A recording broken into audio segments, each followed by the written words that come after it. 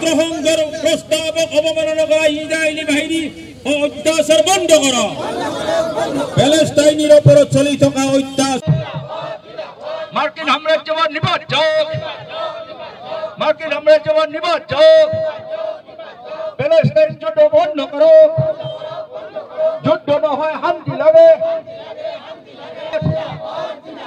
आज तो हम एक है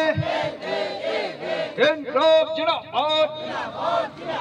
इनकलाब जिंदाबाद मार्किन हमले जवाब निभाओ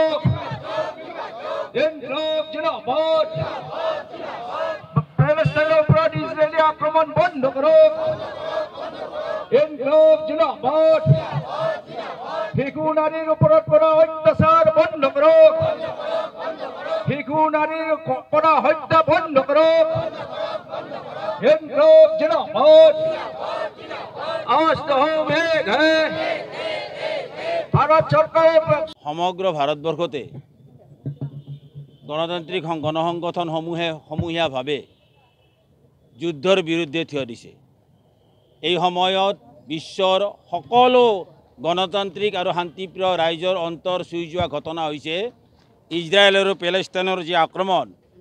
এই আক্ৰমণৰ ফলত শিশু মহিলাকে ধৰি নিৰীহ মানুহৰ নিৰ্মমভাৱে মৃত্যুমুখত পৰিব লগা হৈছে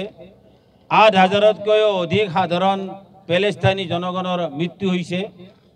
ইজৰাইলী বাহিনীয়ে হামাস নামৰ উগ্ৰপন্থীটো পৰাভূত কৰাৰ নামত তেওঁলোকৰ হামাসক